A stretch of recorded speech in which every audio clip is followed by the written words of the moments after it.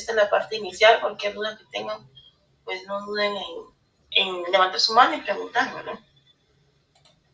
Entonces, ¿cómo vamos a definir ictericia? O sea, tal vez suena muy básico esto, pero realmente a veces olvidamos algunos pequeños detalles en relación a ictericia, y es el hecho que la ictericia ocurre cuando la concentración de bilirrubinas en suero aumenta hasta el punto de la acumulación de bilirrubinas en la piel.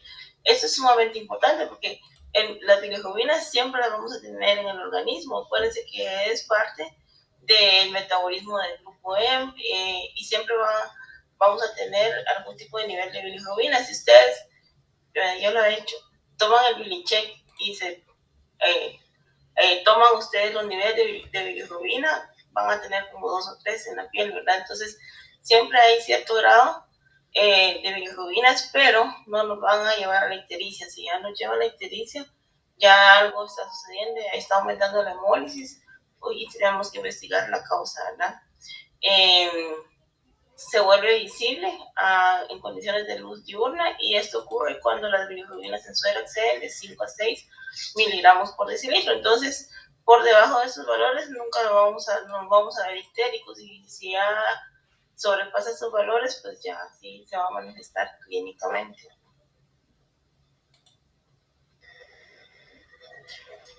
¿Cuál es el mecanismo de las bilirrubinas en neonatos?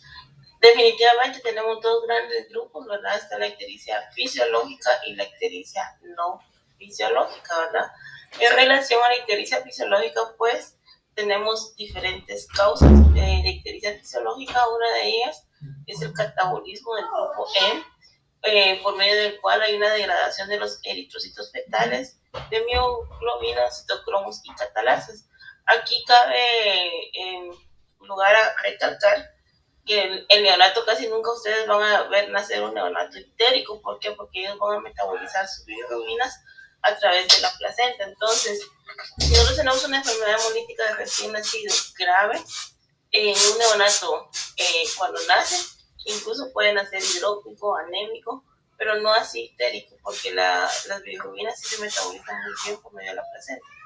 Entonces sí vamos a tener otros datos de hemólisis, pero no ictericia. Ahora bien, si el niño empieza con ictericia, hemos tenido pacientes que 2-3 horas después de vida empiezan con ictericia. Hace como unos días en los que estábamos trabajando por turnos, tuvimos con Víctor un paciente en pisos, que Víctor me dijo, mira, tengo un niño 18 horas de vida ictérico. Entonces, con lo que vamos a ver, sí, definitivamente tenía ictericia hasta las extremidades inferiores, tenía 18 horas de vida, y pues se catalogó como una ictericia fisiológica y se le iniciaron inmunoglobulinas, de lo cual vamos a hablar un poquito más adelante. También otra de las causas de ictericia fisiológica es la disminución de la captación y excreción de células hepáticas. ¿Esto a qué se debe? Bueno, ¿qué quiere decir esto? Puede haber una baja concentración neonatal de ligandinas, proteínas de unión intracelular. Recuérdense, vamos a ver el ciclo en un ratito, ¿verdad? Las ligandinas son sumamente importantes para transportar las bilirrubinas intrahepático al retículo endoplásmico, pero si están ausentes, pues definitivamente vamos a tener unas bajas concentraciones de la misma, ¿verdad? Entonces, otra de las situaciones es el hecho de que el paciente se encuentre hipoalbuminémico. Recuérdense que también vamos a ver en el ciclo, la albúmina es uno de los transportadores principales de la bilirrubina, y si la tenemos baja, pues nos va a aumentar la ictericia neonatal. Por eso es que casi la mayoría de neonatos prematuros, ellos son hipoalbuminémicos per se. Entonces, no vamos a tener quien nos transporte adecuadamente la bilirrubina. Por ende, ellos van a tener más predisposición a hacer ictericia, ¿no? Y otra de las condiciones es baja actividad de uranil disulfato glucuroniltransferasa, ¿verdad? Ambas situaciones acá, por la disminución de la captación de la excreción de células hepáticas, de bilirrubinas a nivel de las células hepáticas, acá podemos mejorar la baja actividad de uranil fosfato glucuroniltransferasa y ligandinas utilizando el fenobarbital, porque el fenobarbital lo que hace es aumenta estas enzimas, ¿verdad? Aumenta la producción de las mismas. Entonces, en este caso, cuando tenemos disminución de esas enzimas, sí está indicado el hecho de utilizar fenobarbital. No así cuando tenemos una hiperbilirrubinemia a expensas de la directa, que es una hiperbilirrubinemia ya conjugada.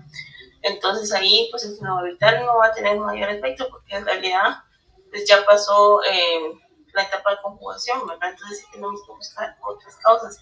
Pero es acá donde actúa el fenobarbital, ¿verdad? A nivel de las ligandinas y de la enzima de la conjugación. Ahora, también acá en ictericia fisiológica entra la ictericia por lactancia materna. Siempre hay que mencionar esto. Es sumamente importante tenerlo en cuenta porque esto lo que sucede es un aumento de la reabsorción de las bilis. También lo vamos a ver cuando miramos el ciclo, ¿verdad? Entonces también hay que tenerlo en cuenta. Y el único tratamiento, bueno, antes se decía, bueno, quitemos la lactancia y evaluamos si disminuye la ictericia por la lactancia y nada más, ¿verdad? Entonces, pero antes de decidir eso, pues tenemos que descartar otras causas y posibilidades de ictericia. En relación a la ictericia no fisiológica, bueno, hay muchas causas de ictericia no fisiológica, ¿verdad? El aumento del catabolismo del LEM, que es una de las principales, la anemia hemolítica, todo lo que signifique hemólisis, ¿verdad? Podemos tener anemias hemolíticas congénitas sumamente raras, que haya un tipo de deficiencia de glucosa 6-fosfato deshidrogenasa o algún tipo de esferocitosis. Entonces, en el caso de la esferocitosis, lo que vamos a tener es alterada la membrana del eritrocito y por ende va a haber una hemólisis alta. En este caso, está indicado realizar un frote periférico. De hecho, yo creo que eso sería algo muy bueno que volviéramos a retomar, porque antes cuando teníamos a un niño, por ejemplo, un itérico o un nenito que íbamos a hacer sanguinotransfusión, el frote era parte del estudio, de los estudios que se realizaban, era parte de la batería de los estudios tomando en cuenta esto, que revisar o ver la morfología del eritrocito para descartar que no sea alguna esferocitosis y que nosotros estuviéramos tratando otro tipo de anemia hemolítica, pero conforme la patología fue poniendo más restricciones a los frotes, entonces se fue quitando y muy pocos frotes son los que en la actualidad realizamos previos a una sanguinotransfusión, por ejemplo. Pero ahora que tenemos una nueva hematóloga, podríamos platicar con ella y ya establecerlo, ¿verdad? De pronto logramos negociar algo con ella. Entonces, ahora tenemos la hemólisis, ¿verdad? Esa es la hemólisis mediada por inmunológicamente, que es lo que ustedes más van a ver. Definitivamente esto va a ser lo más frecuente, lo que se van a enfrentar, incompatibilidad de A, B, O, RH, ¿verdad? De subgrupo, que es muy raro, pero ¿y cómo vamos a ver esto? Pues definitivamente tenemos que saber el grupo de la mamá. Idealmente nosotros en el control prenatal deberíamos de preguntar al grupo de mamá y papá para ver si hay algún tipo de incompatibilidad. Yo sé que eso es un poco difícil en el hospital, pero por lo menos cuando hagamos el interrogatorio, yo sé que la mater no les hace grupo a todas las señoras, pero les podemos preguntar qué tipo de sangre es y de hecho es parte de la hojita blanca que llenamos en el laboratorio. Entonces, siempre estén pendientes de eso, ¿verdad? Con sus nenitos en el laboratorio, porque si hay riesgo de incompatibilidad, pues, o el niño empieza con hemólisis inmediatamente después de nacer, estaría indicado las inmunoglobulinas para disminuir algún tipo de sanguinotransfusión. También puede haber aumento del catabolismo del grupo M por extravasación de sangre, háblese de hematomas, fracturas, hemorragias intracraneanas. Acá entra el famoso caput, ¿verdad? O cefalomatoma. Acuérdense que en el caput pues lo que hay es una extravasación de sangre y eso pues nos va a aumentar el riesgo de hemólisis porque definitivamente ese coágulo se tiene que disolver y aumenta la degradación del grupo M por lo mismo. Entonces, los niños con caput o cefalomatoma o algún tipo de fractura o hemorragia intracraneana tienen mayor predisposición a hacernos una ictericia, ¿no?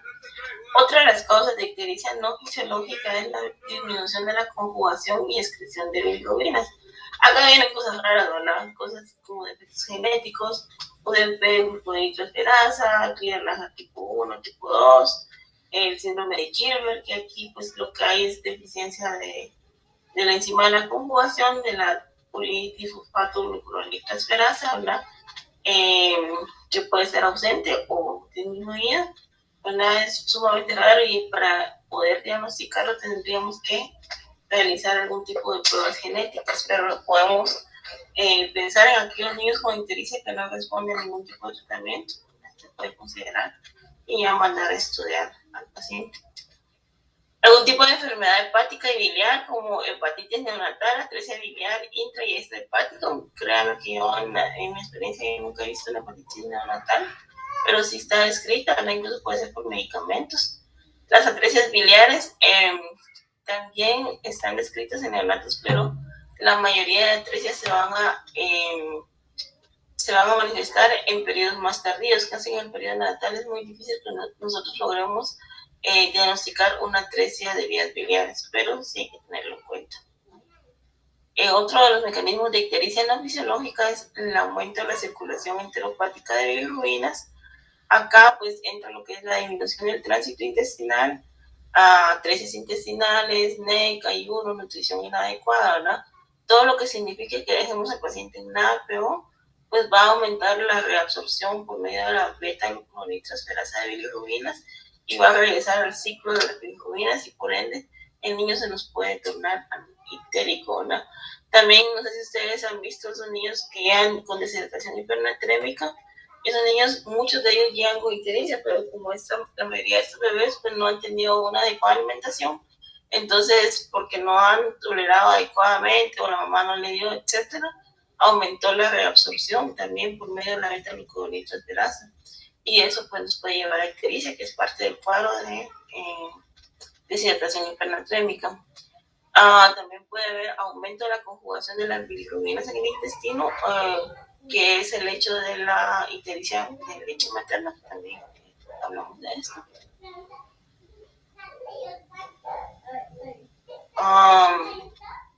Siempre hay que tener en cuenta, ¿verdad?, que por qué el neonato tiene mayor predisposición a hacer ictericia, pues definitivamente la vida útil del glóbulo rojo del recién nacido es de aproximadamente 1.5 a 3 meses, ¿verdad? Es más corta que la vida adulta. El monóxido de carbono es un subgrupo de metabolismo de las bilirrubinas y esto es algo que está en el libro de Pauline y Collins. A mí me pareció sumamente raro y no lo conocía cuando lo revisé, pero sí está descrito que se libera monóxido de carbono cuando se están metabolizando las bilirrubinas. Y de hecho, Pauline y Collins habla una cosa. Pauline y Collins es un libro de fisiopatología que cuando termine la clase se lo pongo en el chat. Es solamente fisiopatología neonatal, y entonces ellos ahí hablan unas cosas básicas, pero una vez se queda así como, wow. Entonces, explica las cosas desde el principio y solo se dedica a fisiopatología. Pauline Collins no habla mucho de tratamiento, solo de fisiopatología, pero es un buen libro para entender la base fisiopatológica de las enfermedades. Entonces, Pauline Collins dice que puede uno evaluar qué tanto se están metabolizando las bilirrubinas midiendo el monóxido de carbono. Es una cosa que no lo hemos hecho, pero hay que tenerlo en cuenta, ¿no? Se estima que la producción de bilirrubinas en el recién nacido es de aproximadamente 8.5 miligramos por kilo día, aproximadamente el doble de la tasa de 4 miligramos por kilo día de un adulto. Y eso corresponde principalmente a que la vida media del eritrocito del neonato es mucho más menor que la del adulto, y no así el prematuro es mucho menor que el día término. Entonces, algunas bibliografías describen que la vida media del eritrocito en un recién nacido prematuro son 70 días y un niño término son 90 días, ¿verdad? Y otros pues hablan de 1.5 a 3 meses. Es una relación similar. Bueno, el famoso ciclo, ¿verdad? Que eso sí no se puede ir de neonatos, siempre hay que repasarlo, ¿verdad? No se puede ir de neonatos sin haber conocido o saber de memoria el ciclo de las bilirrubinas, ¿verdad? Entonces vamos. Viene el grupo E, ¿verdad? Los hematíes envejecidos, sistema mononuclear fagocitado, ¿verdad? Entonces, el 80% del grupo E va a venir de esto, ¿verdad? De los eritrocitos que van envejeciendo y falleciendo y embolizándose, ¿verdad? pero también están los citocromos y hay, está la eritropoiesis significadas, las mioglobinas, esto le va a dar el 25% del poder.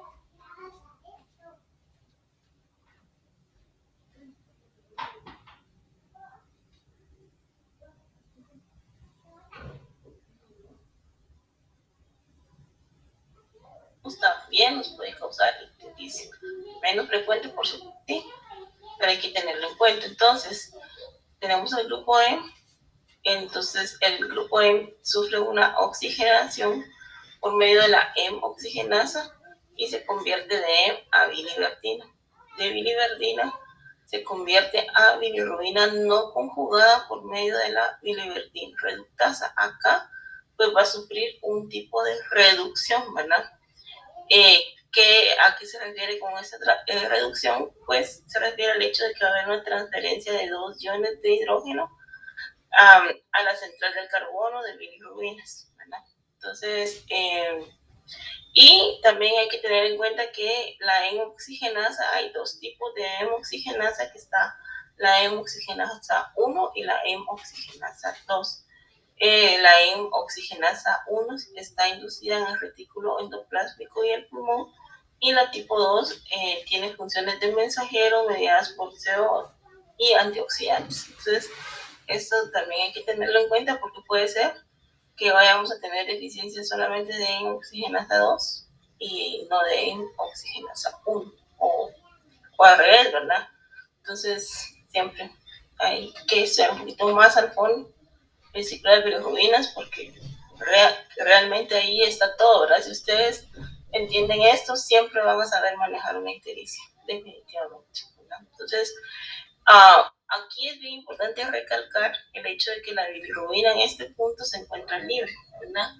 Entonces, esta bilirrubina que no está conjugada va a pasar la barrera hematoencefálica de una manera fácil, ¿verdad? Sin ningún tipo de mediadores, nada.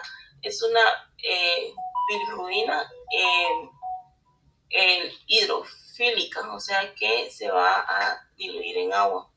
Entonces, esta bilirrubina libre, no conjugada, va a pasar la barrera hematoencefálica libremente, y es a la que nosotros le tenemos miedo, ¿verdad? ¿Por qué? Porque en un par de horas que esto se esté produciendo de una manera acelerada, pues va a pasar la barrera hematoencefálica y nos va a impregnar ganglios basales, que es lo que queremos evitar siempre en ictericia, y ya pues nos puede llevar a consecuencias como el kernípteros. Y el problema es que muchas veces los bebés hacen hiperbilirrubinemia no conjugada y no presentan ningún síntoma, ningún signo clínico. Muchas veces la pasan en casa y esos bebés que de pronto nacen con comadrona o que la mamá no consultó y pasó la hiperbilirrubinemia, sí, pero después el niño tiene retraso psicomotor, incluso puede llegar a ser PCI, y ustedes cuando ya estén en su segundo año, cuando vayan al neuro, no sé si van al segundo, creo que van. Cuando vayan al neuro, van a ver muchos niñitos con retraso psicomotor o problemas neurológicos, y como antecedente básico va a ser algún tipo de ictericia maltratada. Entonces, la ictericia es sumamente peligrosa y hay que correr, ¿verdad? Si nosotros tenemos un niño ictérico, es de tomar acción. ¿Sí? No sé si alguien preguntó algo. ¿Alguien tiene alguna duda o que alguien levantó la mano?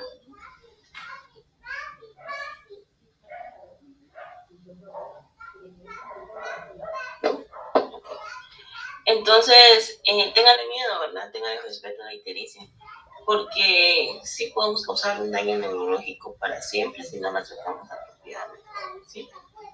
Entonces, tenemos la bilirrubina no conjugada.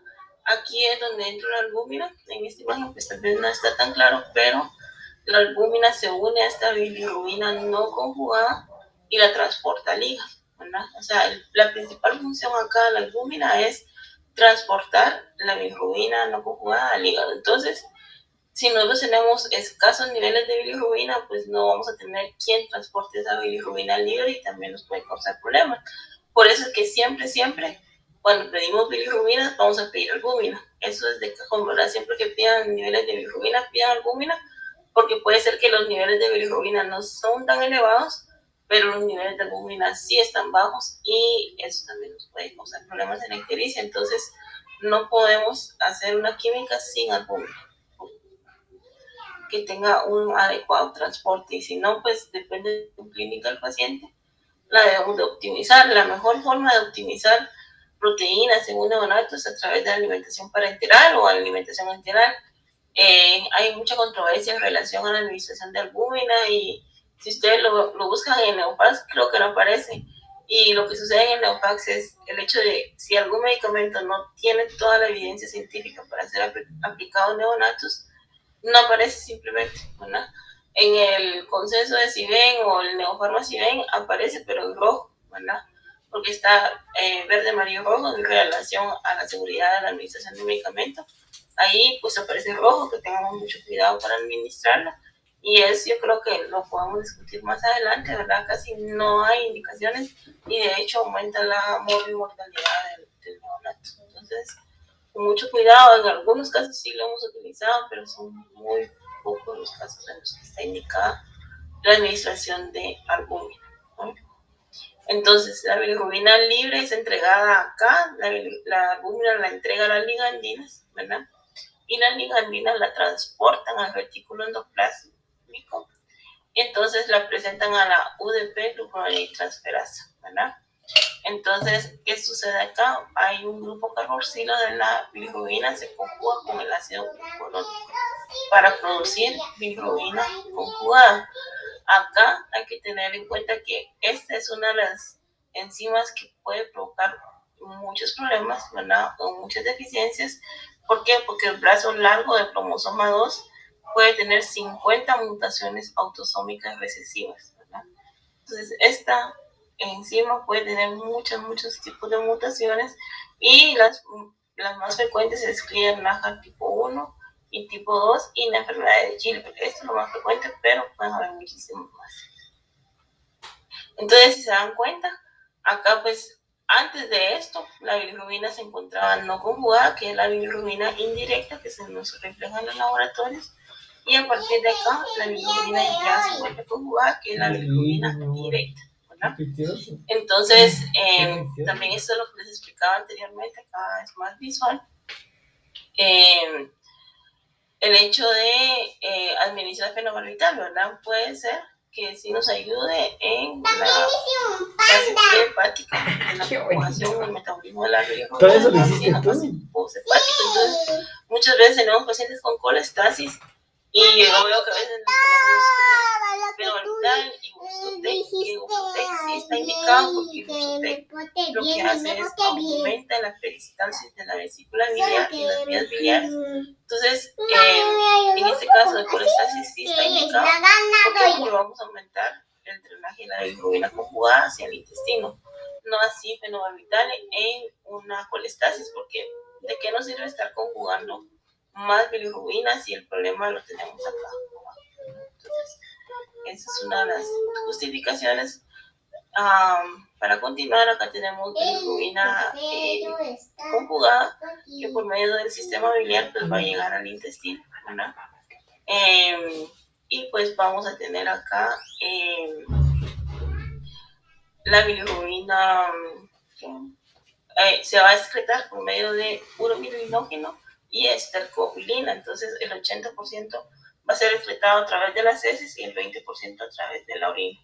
Esto es parte del metabolismo y aquí pues termina el ciclo, pero hay que tener en cuenta que si el niño no tiene una flora intestinal apropiada, si el niño no está comiendo, si la peristalsis está disminuida o paralizada, dígase todo niño que está en la APO, todo niño que tiene algún tipo de obstrucción intestinal, entonces la bilirrubina se va a reabsorber por medio de la beta-glucuronidrotransferasa y va a volver acá al ciclo de las bilirrubinas, ¿verdad? Entonces siempre tengamos esto en cuenta, y esta es la principal justificación de por qué nada peor aumenta la ictericia, el niño que llega deshidratado hipernatrémico, y también esta es la justificación de la ictericia por lactancia materna, ¿verdad? Entonces, ¿qué más? El sistema de conjugación neonatal madura en un intestino intervalo de 3 a 7 días. Entonces, si se dan cuenta, todo lo que sucede acá en todo neonato al momento de nacer es inmaduro, ¿verdad? Y eso es una de las situaciones que nos lleva a que el neonato tenga mayor predisposición a ictericia, y ese sistema de conjugación intrahepático va a madurar entre 3 y 7 días. Y acá, un dato importante también, este dato es de Pauling y Collins, el catabolismo de un mol de M a un mol de bilirrubinas libera un mol de CO2. Entonces, siempre tenemos en cuenta eso.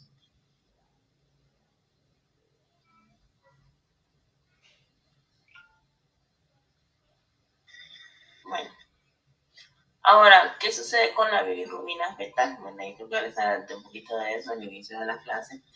Entonces, tengamos en cuenta que las bilirrubinas van a aparecer en el feto humano a las 14 semanas de gestación, ¿verdad? Si tienen su función y si se dan cuenta, porque el meconio, ¿verdad? El meconio está compuesto principalmente de bilis, es uno de los componentes principales del meconio. Entonces, por eso es que tenemos a esos niños meconiados que de pronto se pigmentan de verde, ¿verdad? Eso es por las bilirrubinas, ¿verdad? Entonces, empieza a aparecer a la semana 14, a la semana 16 aparece bilirrubina 9 alfa no conjugada en la bilis, ¿verdad? A las 38 semanas de gestación, la bilirrubina 9 alfa es el isómero principal, ¿verdad? Acordémonos que este isómero 9 alfa es hidrosoluble. Después vamos a ver la importancia de hidro y liposoluble. La bilirrubina no conjugada en el feto atraviesa la placenta hacia la circulación materna o pasando por el hígado fetal y excretándose en las heces fetales. O sea, sí hay un pequeño porcentaje de metabolismo de las bilirrubinas a nivel fetal y es lo que corresponde a la coloración del meconio, pero la mayoría de las bilirrubinas, como anteriormente lo hablamos, se va a metabolizar a través de la placenta. Hay muchas causas por cuales el neonato va a acumular bilirrubinas, ¿verdad? El recién nacido. Acordémonos que el neonato va a vivir en un ambiente pobre en oxígeno. No significa que un feto normal, sin ningún factor de riesgo, esté en hipoxemia. Definitivamente no, él tiene la concentración de oxígeno apropiada para su crecimiento y todas sus necesidades básicas. Cuando el niño, el feto, entra en hipoxemia dentro de la vida intrauterina, pues ahí es donde ya venimos con condiciones de asfixia, si es crónica de RCI1, pero tiene el componente de oxígeno necesario. Definitivamente es bajo, ¿verdad? Es bajo en relación a la vida extrauterina o la vida neonatal, ¿verdad? Entonces, esto nos va a llevar al aumento de la producción de eritropoyetina y las células, y por ende va a tener mayor producción de eritrocitos. Y de todo lo que es la médula ósea. Por eso en neonatos nosotros, pues es normal ustedes encontrar un neonato con 30,000 blancos, ¿verdad? Y eso pues no nos va a asustar. En el libro de Harvey Lane o varios libros están las tablas de los valores normales de glóbulos blancos, células y todo lo demás según la edad gestacional del neonato, ¿verdad? O si es pretérmino, término y cuántos días de vida tiene, y ahí pueden ustedes ver los valores. Nosotros de pronto solo miramos 24, mira, está bien, decimos, pero no, lo ideal sería ver las tablas y compararlas para ver si estamos bien o no. Entonces, preocupante es que tengamos niveles de glóbulos blancos disminuidos, porque en este caso, pues definitivamente los neutrófilos están migrando hacia algún tipo de infección y pues no se encuentran en el torrente sanguíneo. Entonces, ahí sí nos tenemos que asustar con aquellos niños. No sé si han visto aquellos niños con blancos de 3,000, 5,000, esos niños nos preocupan, ¿verdad? Porque ¿dónde están los neutrófilos? Están en algún sitio de infección. Entonces, otra de las condicionantes es el hecho de que la vida media de los glóbulos rojos es más corta, que también ya lo hablamos, 70 días en el niño pretérmino, 90 días en el niño al término. Los niños recién nacidos tienen deficiencias de ligandinas y definitivamente aumentada la circulación enteropática. Entonces, son condicionantes del recién nacido que nos pueden llevar a una ictericia. Ahora, acá siempre es algo del cajón y uno dice, bueno, la foto, pero ¿por qué la foto, verdad? Entonces, El isómero predominante es 9-alfa de naturaleza lipofílica y el isómero que surge cuando la bilirrubina se expone a la luz, principalmente 9-alfa y lumilrubina, son más polares y más solubles en agua, lo cual se puede excretar en la bilis. Anteriormente se lo dije al revés, ¿verdad? Pero es así, los isómeros o la bilirrubina 9-alfa o la bilirrubina libre es lipofílica, no hidrofílica, es lipofílica, entonces va a pasar la barrera hematoencefálica. Entonces, ¿qué vamos a hacer con la fototerapia? Vamos a cambiar esa polaridad, ¿verdad? Y la vamos a convertir de ZZ a ZE. Entonces, al convertirla en ZE, vamos a convertirla a hidrosoluble. Entonces, estaba liposoluble, la pasamos a hidrosoluble y de la manera hidrosoluble es por medio de la cual se va a excretar de una mejor manera. Entonces, eso es lo que están haciendo con la foto. Están cambiando los isómeros, ¿verdad? Y están provocando que la bilirrubina sea hidrosoluble. Entonces, en su composición hidrosoluble ya no va a pasar la barrera hematoencefálica, entonces por ende ya no va a causar problemas. Pero recuérdense que pues definitivamente no siempre el niño va a llegar a tiempo, no siempre vamos a lograr tratar la ictericia simplemente con fototerapia, ¿verdad? Lo ideal sería que nosotros detectemos de hecho que nosotros tengamos un adecuado control prenatal, que ya sepamos que la mamá tiene algún tipo de incompatibilidad, que por ejemplo el obstetra nos tomó un CUMS en el embarazo, pues nos dijo, miren, tiene CUMS 1 o 2 cruces, entonces yo ya sé que ese niño cuando nazca va a inmunizar y tengo listas mis inmunoglobulinas en el momento del nacimiento, las administro y de esa manera voy a disminuir la incidencia de esa transfusión. La fototerapia, pues muchas veces siempre la utilizamos, pero pues en eso quedaría el paciente, ¿verdad? No sé si les queda claro esto, ¿tienen alguna duda?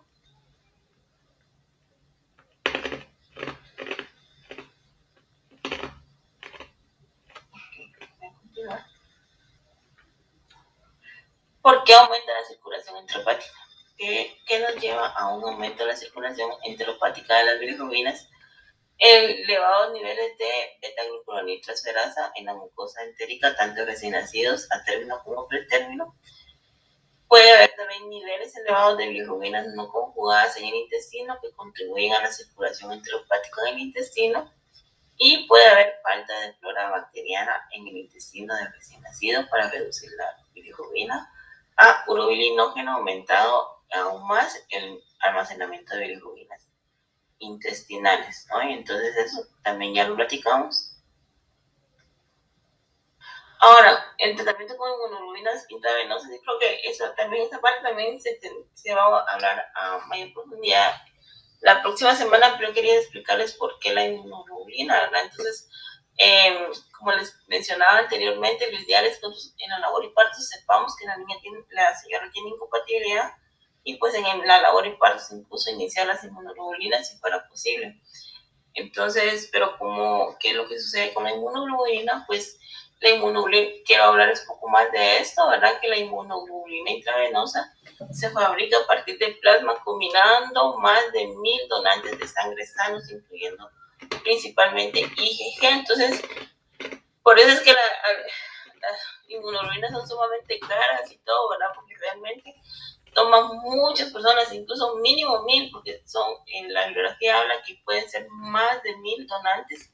Entonces van a centrifugar su plasma y van a tomar el IgG de estos donantes y pues van a hacer la inmunoglobulina. Entonces, al tener tantísimos donantes, tantas personas de quienes se van a tomar los anticuerpos IgG, pues tenemos una variedad amplia de anticuerpos para diferentes patologías.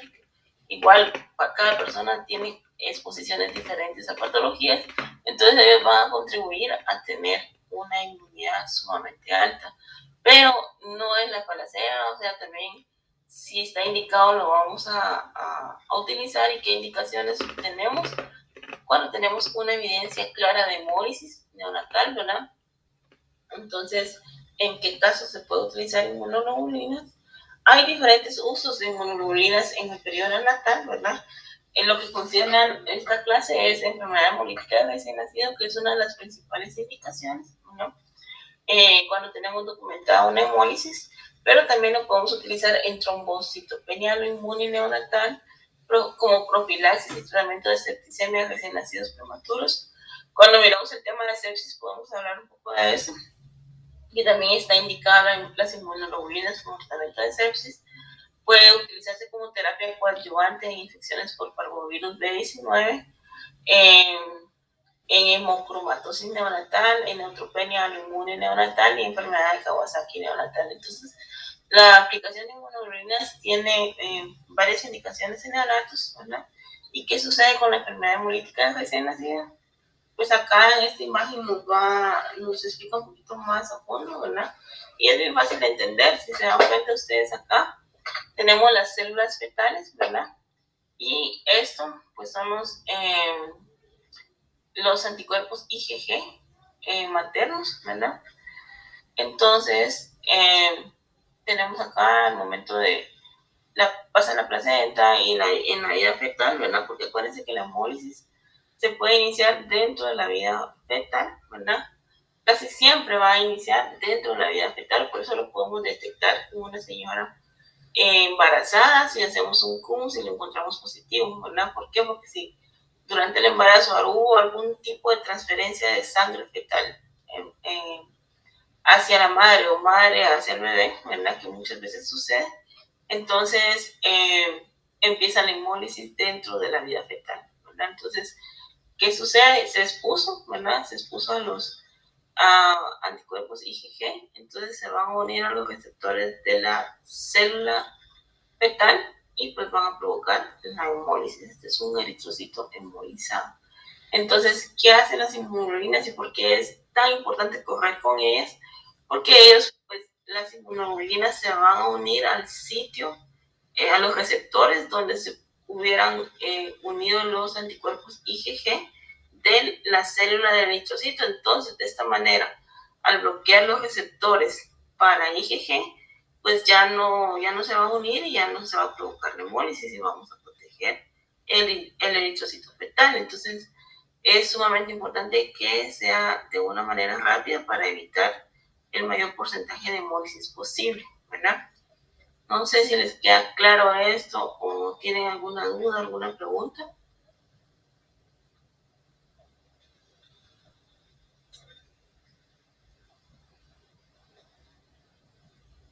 Y bueno, ¿cuál es la dosis, verdad? De 0.5 a 1 gramo por kilo dosis IV. Ahí en el Leofax está escrito que puede considerarse una segunda dosis. Por lo general nosotros nos estamos quedando con una dosis, pero sí, si ustedes tienen evidencia de que continúa la hemólisis, ya sea que el índice de reticulocitos esté elevado, que el niño aumente la ictericia, que disminuya el nivel de hemoglobina, entonces pueden considerar una segunda dosis de inmunoglobulinas. Entonces, en países desarrollados, es muy poco frecuente que vayan a llegar a una exsanguinotransfusión. Sí podemos llegar a exsanguinotransfusión y la exsanguinotransfusión, pues, llegamos a ella cuando tenemos niveles de bilirrubinas arriba de 25, en niños sin factores de riesgo y arriba de 20 si tenemos pacientes con factores de riesgo, dígase prematuros, dígase niños con alguna otra patología, entonces, o que tengan algún tipo de incompatibilidad. Entonces, si estamos en esos niveles, considerar fototerapia. Muchas veces, a veces colocamos la inmunoglobulina y a pesar de eso el niño continúa agonizando. Entonces, en muchos de los casos, a pesar de la inmunoglobulina, llegamos a exsanguinotransfusión. No es lo ideal, pero en algunas ocasiones nos toca, ¿verdad? El objetivo sería de que ustedes ya no hagan tantas exsanguinotransfusiones en la unidad porque se realiza una adecuada prevención o tratamiento profiláctico. Entonces, solamente, no sé si tienen dudas, preguntas.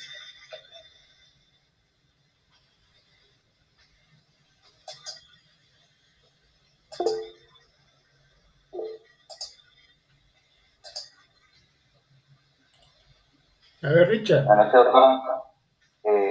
Una pregunta, doctora. Por ejemplo, tenemos un paciente, por ejemplo, de unas 12 horas de vida, que el paciente es una incompatibilidad de grupo A y se evidencia que el paciente tiene un directo, dos cruces, tenemos una hematología con 14 hemoglobina, 45 hematocrito.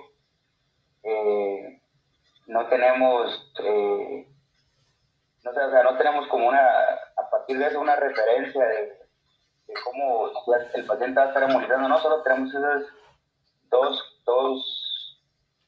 cruces de CUMS.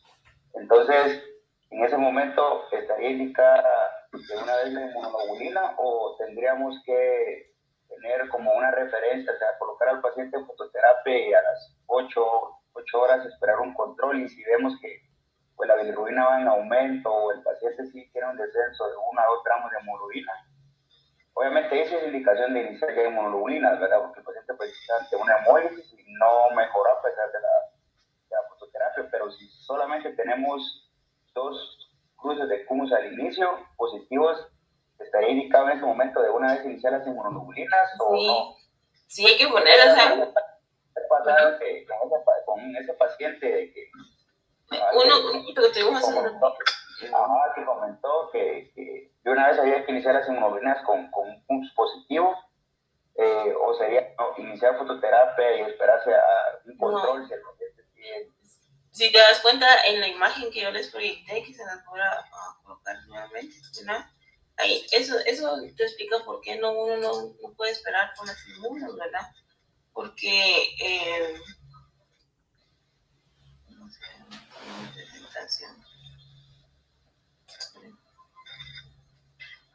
no puedes esperar con las inmunoglobulinas simplemente por el hecho que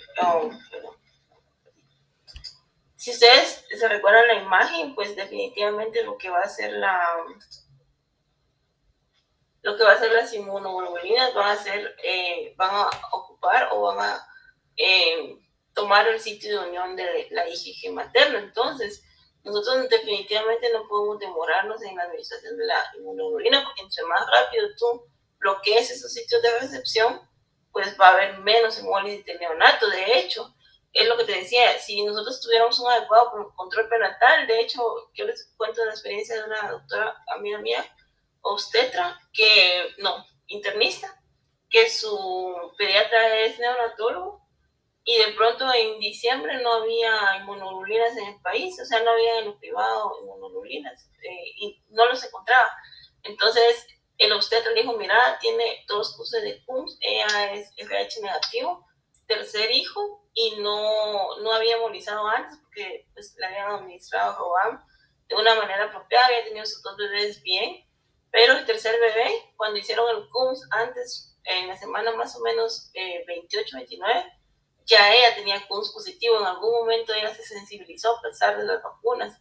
Entonces, el problema que tenían era el hecho de no encontrar inmunoglobulinas. ¿Por qué? Porque el neonatólogo le estaba pidiendo las inmunoglobulinas para el momento del nacimiento, porque las iba a administrar inmediatamente después de que el niño naciera. Y con toda la razón, ¿verdad? O sea, no tenés que esperar que tenga 1 o 2 cruces o hemólisis, definitivamente que no. O sea, si tú ya sabes que el bebé está hemolizando, hay que administrar las inmunoglobulinas, de hecho, en el nacimiento, después del nacimiento, si ya tenés ese dato. Entonces, el hecho de esperar y ver, no, ¿verdad? Se administra lo más pronto posible, o cuando nos damos cuenta, porque a veces nos damos cuenta que el niño está ictérico como a las 5 horas de vida ahí en la labor, o pasó la noche y cuando ya la luz fue mejor o alguien llegó más cuerdo a examinar a los niños, encontraron a niño ictérico. Entonces, en ese momento, nomás, tú le diagnosticas, poner las inmunoglobulinas de manera inmediata, eso no se hace esperar. Ahora, hay muchos niñitos que a veces no están así como selenito, terminó en sanguíneo. A pesar de que corrimos con las inmunos, ya no hicieron mayor cosa porque ya la hemólisis ya había arrancado, ¿no? O sea, sí logramos bloquear receptores en algunos eritrocitos, pero ya no fue suficiente y siempre cayó en sanguíneo. Y eso siempre nos puede pasar, ¿verdad? Que a pesar de que administramos las inmunos, puede ser que la hemólisis sea tan elevada que el niño caiga en sanguíneo transfusión, pero es lo que se tiene que evitar. Sí, tal vez ahí para ampliar, Richard, es que como dice Albaluz, lo que queremos es parar que los anticuerpos maternos se unan a los eritrocitos. O sea, si ya están un gran porcentaje de los eritrocitos con anticuerpos, con inmunoglobulinas adheridas, aunque no se hayan destruido, esos van a ser destruidos en el término de horas, por el sistema retículo endotelial. Entonces, ahí sí tiene toda la lógica de mientras más rápido, mejor. Si ya tenés diagnóstico, si la mamá está sensibilizada, si tiene CUNS3 cruces y si hay evidencia de anemia temprana, tiene una incompatibilidad de RH, está indicada la administración temprana de inmunoglobulinas. El problema, como decía el doctor Meneses, es de que, digamos, como esto es una hemólisis crónica, ya que se inició intraútero en una mamá sensibilizada. El problema es ese, de que muchos de esos eritrocitos, ya desde antes de que naciera el niño, tenían adheridos los anticuerpos, ¿ya? Entonces ya como que vamos tarde con el uso de inmunoglobulinas. Esa es la verdadera controversia, pero, digamos, no te va a tratar la ictericia. No lo haces para tratar la ictericia, lo haces para evitar que esos anticuerpos hagan su función, ¿verdad? Y que después sean destruidos por el sistema retículo endotelial. Entonces aquí sí la lógica es temprano, ¿verdad? Temprano en los casos que está indicado. Sí, sí, toda la lógica ya vamos a estar definitivamente, incluso como les mencionaba en la clase, hay niños que nacen anémicos y hidrópicos porque ya la inmunidad se arrancó desde en la vida fetal muy rápido, ¿verdad? Y eso pues va a suceder siempre, entonces siempre hay que tener en cuenta. Yo les diría, tengamos las inmunoglobulinas listas, ¿verdad? Ahora, otro punto pues, es de que eso no te va a garantizar que no tengas que hacer la conducta convencional, que es colocar inmediatamente a ese paciente en fototerapia intensiva. Eso ya lo vimos en el curso longitudinal, lo vamos a ver la otra semana, pero colocarlo inmediatamente, y aún si los valores lo ameritan, exsanguino, ¿verdad? Porque ahí sí ya estamos tratando la ictericia como problema para evitar que se impregne. Y la exsanguino también tendría como objetivo retirar volumen de eritrocitos que ya están dañados y que se van a destruir en las siguientes horas, ¿verdad? Esas es precisamente las dos funciones que tiene el exsanguino, ¿verdad? Corregir la anemia un poco, pero más retirar eritrocitos que ya están dañados y bajar el nivel de bilirrubina. O sea, que la hayas puesto inmuno no quiere decir de que no apliques el protocolo o que te quedes con una falsa sensación de seguridad. Si la curva llega a digamos, a la recomendación, si está hemolizando, si es de curso complicado, como se llama, tienes que seguir el protocolo, ¿verdad? Incluye fototerapia intensiva y, si lo amerita, exsanguino.